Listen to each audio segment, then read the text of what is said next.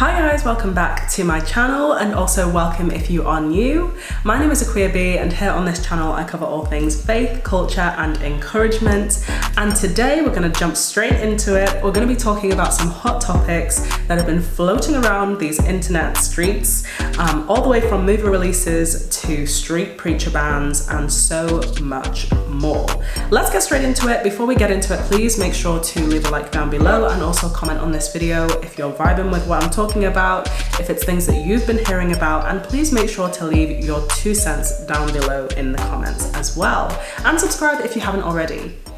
So let's get into the first topic, which is the Sinners movie. This movie came out a few weeks ago now, I believe, maybe a week or two ago, and it has just caused such a splash in the theatres, in the movie review streets, and definitely amongst Christians. I'm someone who's so into theatre, so into film and everything like that. So for me personally, it's definitely something that I was immediately drawn to. But just because of the title, it's something that I was like, oh, let me hold my horses real quick because this actually seems kind of controversial just from the title. So I was doing a bit of, looking on social media just to see what this is about. And I immediately started coming across Christians that were like, don't watch this. Don't watch this, like, please avoid this. I've watched this so you don't have to. And I'm like, why is there so much vitriol about this? Like, there's so many people talking about this as if it's a controversial thing. So personally for me, I got the vibes that this is a film, and I've still not watched it, so I cannot spoil it for you. I have no idea what happens from scene to scene. I just have a general understanding of the storyline. So what I was getting from it was, it's kind of like if you've heard about that movie called Deliverance that came out on Netflix. I've also not watched that because I heard a lot of Christians say that that was just something that was really troubling to watch. And I think just in general, it was a kind of real life based on a true story kind of situation. So I definitely didn't want to engage with something that I knew was going to be opening myself up to unnecessary spiritual battles. I mean, we've got enough on our plates without adding some extra. So I was like, count me out, I'm good. I'll just listen to people talk about it and their experience watching it and all of this stuff. I don't need to watch it myself if I want to engage with it in any capacity. So that's the kind of vibes I got from this movie called Sinners. It's starring Michael B. Jordan. He's the one that I've seen all over the posters. He's the one that people have been talking about a lot.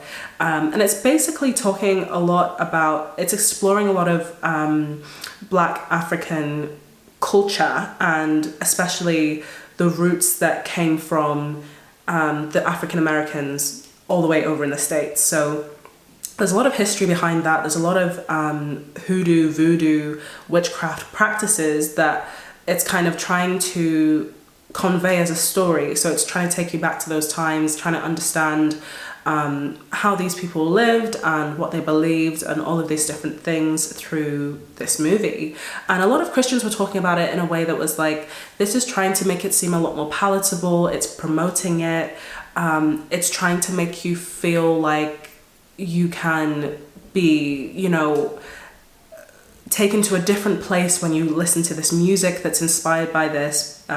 When you just hear the storyline, it pulls you in and all of this stuff, and it's very clever about that. And I was like, this is actually true, because a lot of the media that I've watched in the past, I try to stay away from stuff now because I will not be called crazy.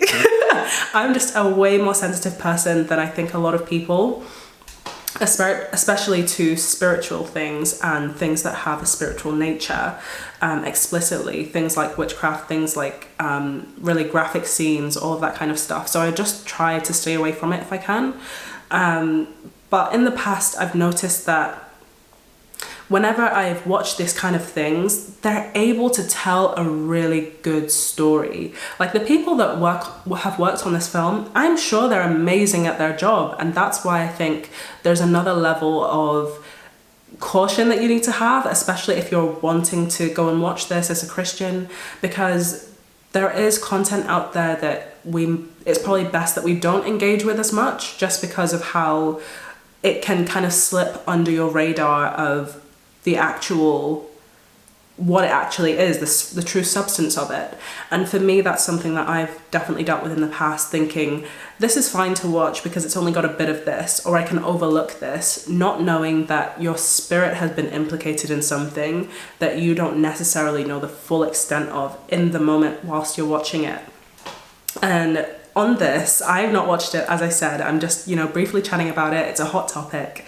I saw a lady called Tiffany Montgomery talk about this in a little snippet of her preaching on Instagram Reels.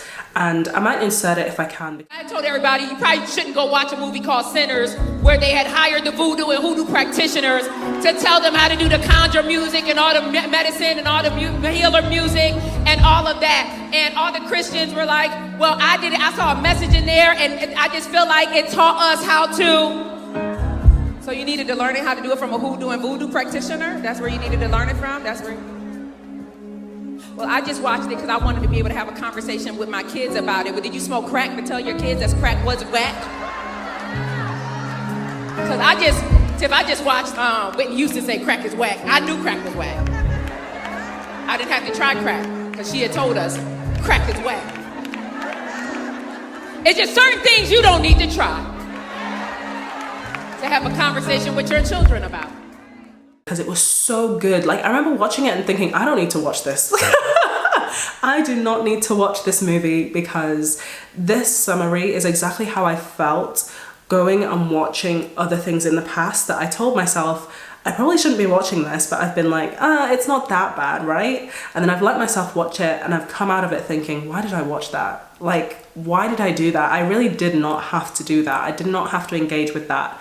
And before anyone comments down below, like, you don't have to engage with this. If you don't want to watch it, don't watch it. Of course, and that's what I'm saying. Like, there's some things you really don't have to engage with. You can choose to engage with or not engage with literally anything. Like, if you try hard enough, you can avoid it. If you try hard enough, you can push it away from yourself. You can turn your phone off. You can turn the TV off. You can go outside and take a walk. Like, there are so many ways that you can not engage with this stuff if you don't want to. And again, like I said, I'm sure everyone involved in the movie is very talented and skilled, and there's a reason why it's blown up to the extent it has. I love a good movie. I love a good storytelling. But again, like I said, as Christians, we should be guarding our heart above all things, because out of it flow the issues of life. So yeah, what Tiffany Montgomery said was just so succinct and really important in our day and age as well, when things can be so subliminal, when we do have a bit of a shorter attention span, when we are really, caught up in something that brings us into a state of wonder, and then other things can slip below the surface and, penetrate our spirit. So I thought her take on it was really great. I've not watched too much on it because I'd just rather not engage with it. And for me, it would be unnecessary provocation of spiritual warfare that I just don't need. So yeah, that is the Sinners movie. Apparently it is a retelling of a tale of two brothers who I think they're twins, and it's just going through their story. There's vampires in there somewhere. It's a lot. Anyway, so if you've seen it, if you've not seen it, let me know down below. Let me know what you think about the reviews of other people if you've not seen it. And what do you think about just engaging with or not engaging with certain media or certain events based on their content? As a Christian, are you someone that heavily filters? Are you someone that doesn't filter at all, and you're critical after the fact, so you engage with something and then you make your decision? Or are you someone that actively avoids or is critical beforehand? Let me know. I feel like I'm more on the critical beforehand, because I don't like the feeling of regret afterwards, and I'm an especially sensitive person, so that's just me. Anyway, let's move on. So the next one, oh my goodness, if I've not heard about this left, right, and center, up and down, and coming up out of the kitchen sink, like, this topic, it's been everywhere. This couple from the Dear Future Wifey podcast, hosted by Lateris Whitfield, he is an amazing presenter and online personality, media personality. He has been someone that I've watched for quite a few years now, with his podcast when it was really low in numbers on YouTube with its subscriber count and everything, and I latched onto it because I love real, honest conversations and I love testimonies as well. So it was like the perfect blend of media for me to watch and digest. And I just loved how he has such a heart for the foster care system. He has such a heart for young people, and he has such a heart for seeing restoration and healing happen in the world around him. So, and he wants to be a proactive part of that. So I've always respected that about his podcast. And he's brought on a lot of guests that I've learned so much from, and that I continue to learn from these days. So there's a couple that came on here, and I'm just gonna be quite brief about this because I'm gonna show a clip. Hopefully I'm gonna bring up a clip within this video and just kind of give a vibe of what people were up in arms about with this particular episode of his podcast. So there's a couple that have come on, they're pastors, they're leaders, they have ministry together, and there was just quite a lot of controversy basically around the husband's extramarital affairs and the way that he conducted himself, and they both conducted themselves through the interview, and people's thoughts on their marriage. And for me, I personally don't like speaking on people's relationships, especially people's marriage, because marriage is sacred and I really have no business speaking on that. So I'm not going to speak on that, but I will speak on them sharing it. So I think for me personally, when I watch these clips, I've not watched the whole podcast just yet, because I think honestly to get even a glimpse of understanding, you really need to have context. And I think a lot of people have taken some clickbaity clips and ran with it.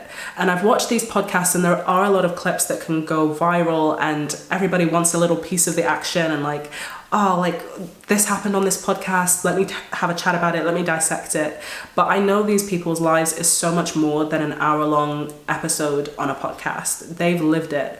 So for me, even though there's a lot of things that they said that potentially are red flags, you know, for me personally, I was looking at some of the clips and I was like, what's going on here? But I can't be in the position to tear them down or come on here and just, you know, point the finger, because they've lived it. They've had this, you know, decades-long relationship, and they're still trying to work through it. None of us are perfect, and there's a lot of people that you would not even think that have been through half of that are just not open about it, and they're open about it, and they're working through it, and they came on this podcast to share their experiences, so hopefully the viewers can learn. So yeah, I commend them for that, for coming out, for being open, for being honest, and just for being able to share in that honest way.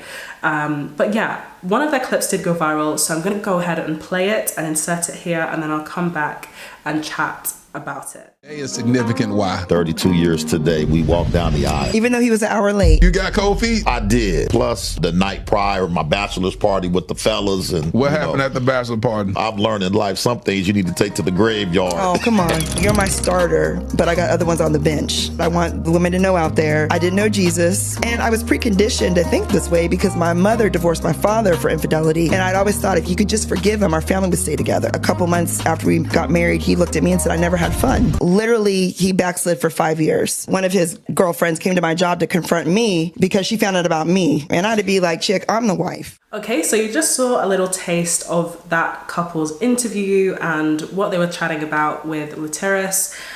So yeah, they're called Reginald and Kelly, and they were just chatting through infidelity, about their character. They both weren't saved at one point. She came to Christ first, and then him after, and then he became a preacher, and then, you know, their life went from there.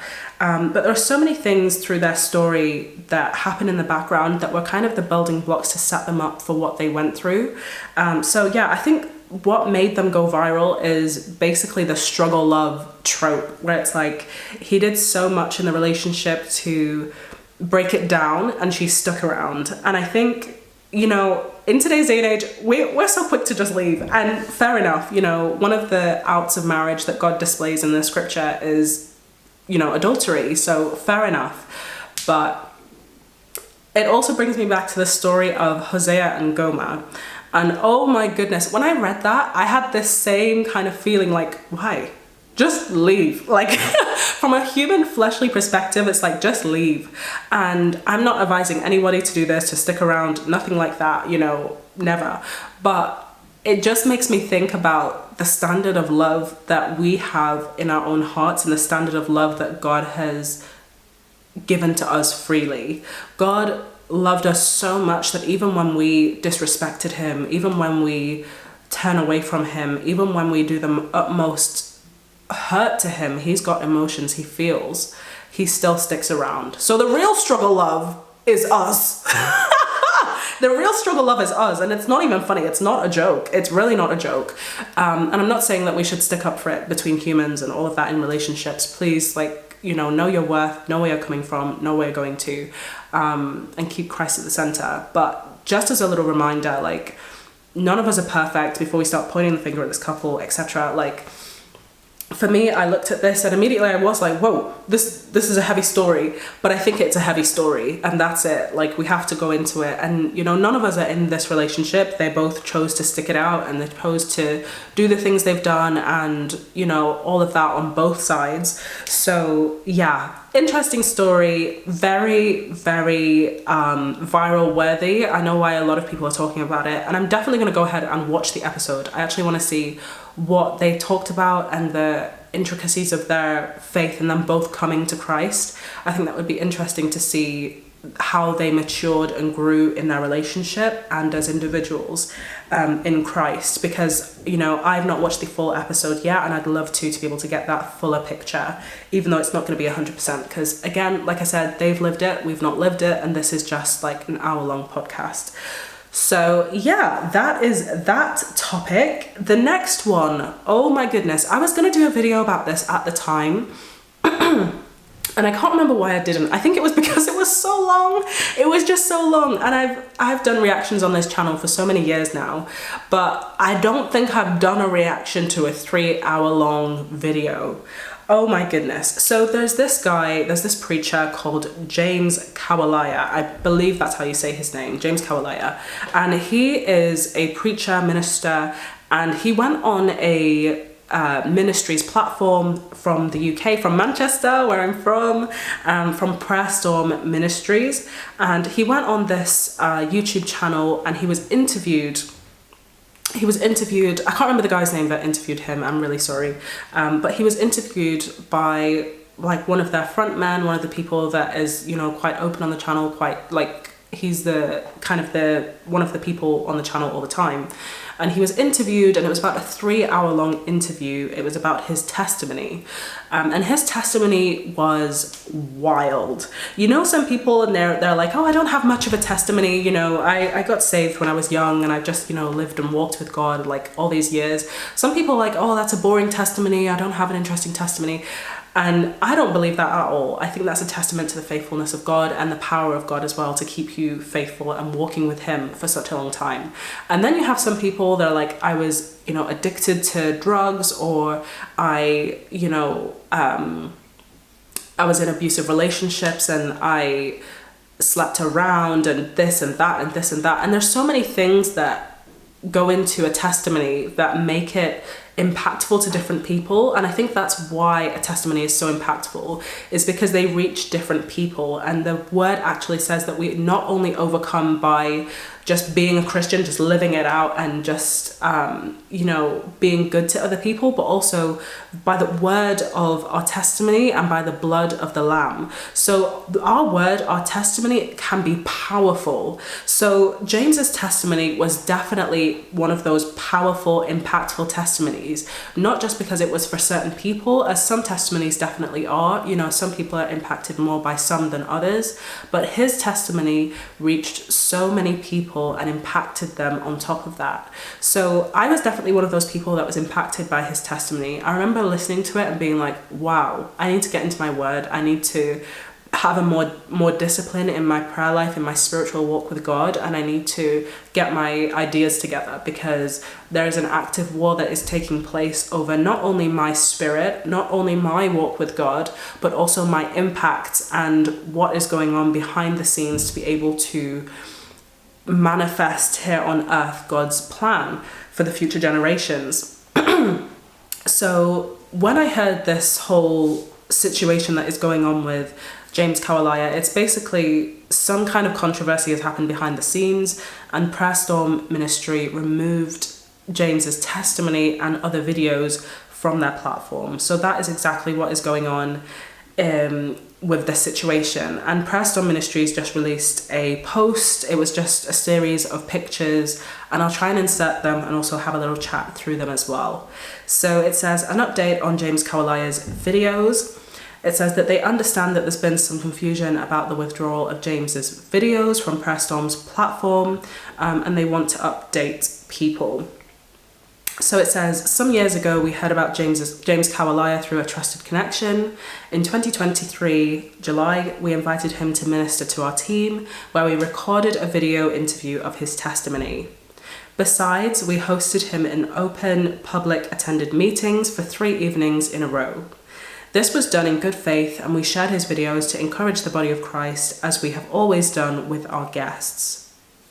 In February 2024, Prayer Storm was made aware of some serious allegations relating to his personal conduct in his home country of Uganda. We immediately made further inquiries and put those concerns to James Kawalaya verbally and in writing. In light of the concerns, we made the decision not to have James speak at our March 2024 conference. At the time, we didn't say anything publicly as we wanted to give James a chance to respond.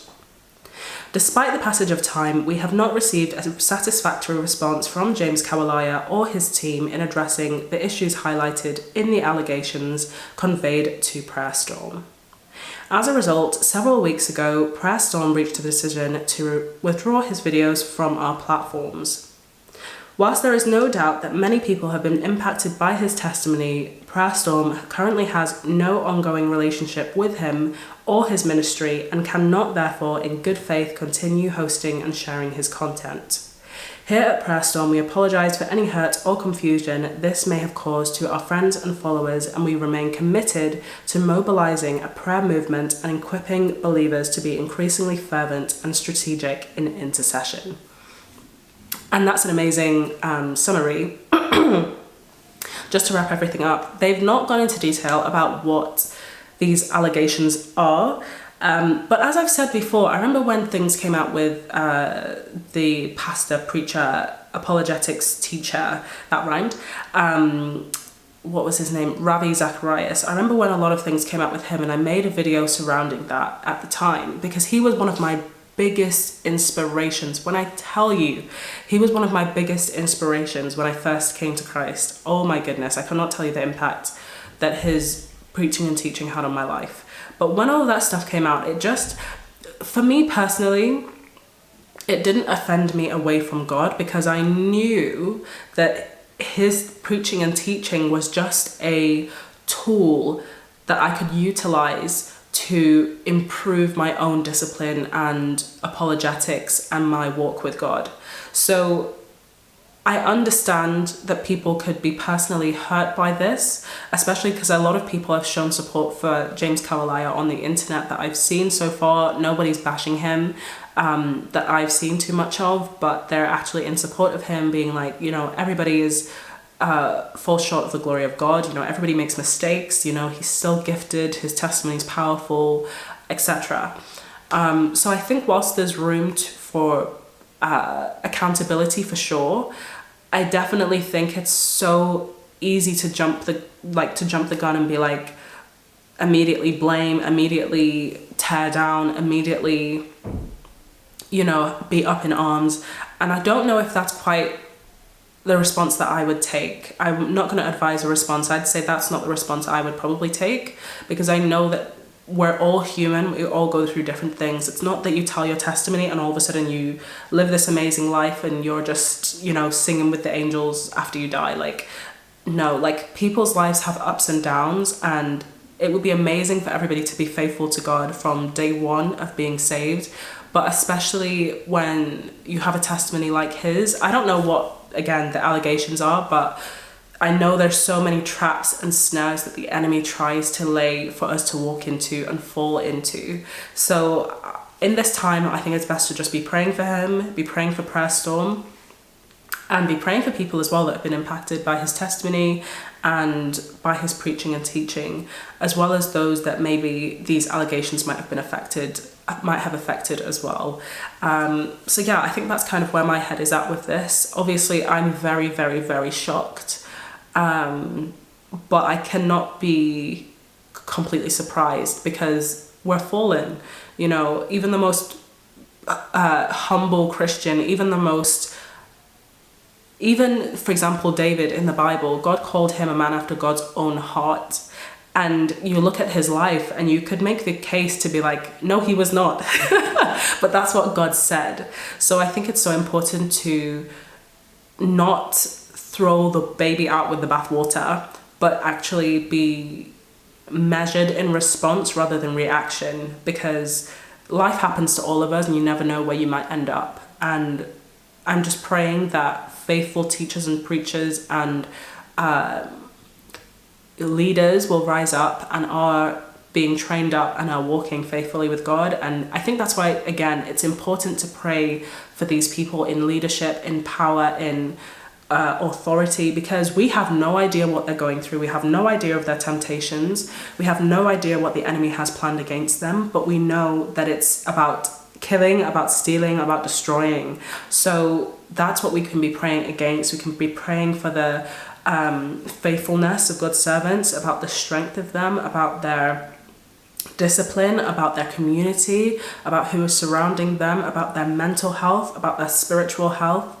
You know, a lot of things can cause offense away from the gospel, and let us not be something that adds to that. So yeah, that is just a summary of that topic, about James Callaliah being removed from Prayer Storm's YouTube channel and their content in general. And the last thing I want to end on is the UK street preacher ban in a certain borough in the UK. So there's been a banning or proposed banning of street preaching by a certain council. So let me just have a quick look at this. So it's the Rushmore Borough Council. So BBC has done a report on this. They've released an article talking about this. And for me, I just want to spend a quick second on this. I'll try and link the article down below if you want to have a look at it. For me, I think it's something that is not a surprise. It's expected to me. There's going to be a point where Christians are, I wouldn't even say targeted, but I would say that it's going to be harder for us to be able to share the gospel. It's going to be harder for us to evangelize, and it's going to be so much harder for us to reach the public in the masses. We're gonna have to rely on smarter, more intricate, and how would I say it, less public ways of sharing the gospel, because there will come a point eventually where that will be near impossible. There will become a point where that happens, just because of the nature of this world and what we read in our Bible as well.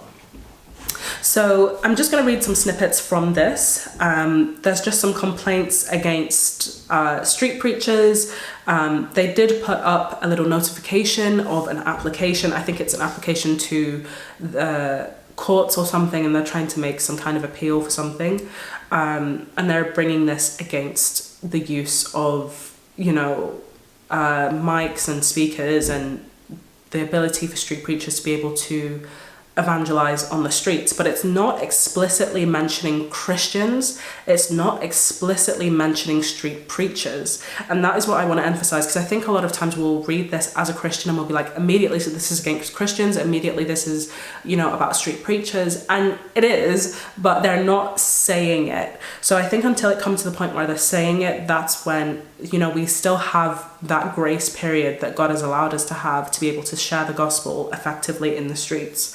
So I'll try and put the image on the screen. It's from the Rushmore Borough Council, and it just says that, one second, I'm zooming way too far into this. It says that the Rushmore Borough Council has made an application for an injunction to restrict the behaviour of persons preaching within the town centres of Aldershot and Farnborough, to limit the disruption and distress being caused to the public and local business which has been observed over a prolonged period.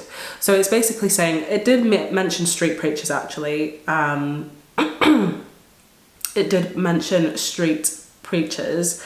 However, again, it's not mentioning Christians or Christianity explicitly. So I think they're still sensitive to know that Christians would retaliate with this. They would push back against any kind of direct opposition to street preaching from Christian preachers, because I know other faiths are on the streets. Other faiths stand with boards, with books, with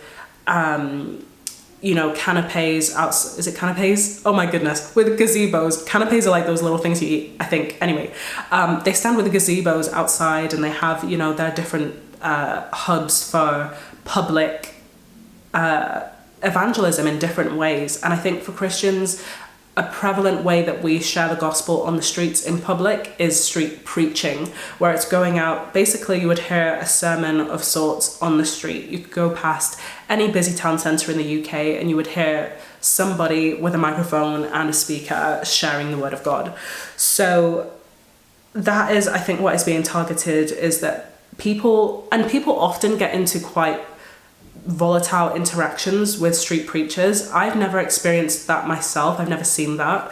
But there's so many viral clips on YouTube, on social media, that street preachers are involved in, where people will come up to them from various backgrounds and engage them with an argument. They'll engage them with a debate. A lot of the time it's leaning more about arguments. It's not really debate format. It's definitely more so argumentative, and I think that is where this disruption claim is coming from, because they can be quite hostile and aggressive situations sometimes, and it's not pleasant. But then obviously as Christians, it's also a bit concerning, because this is a way that we get to share the good news of Jesus Christ, and it is good news. And I think that is why, for me, it's quite sad to see this this plan going ahead to try and quench that ability of street preachers to preach in public on the streets in city centres where there's lots of people,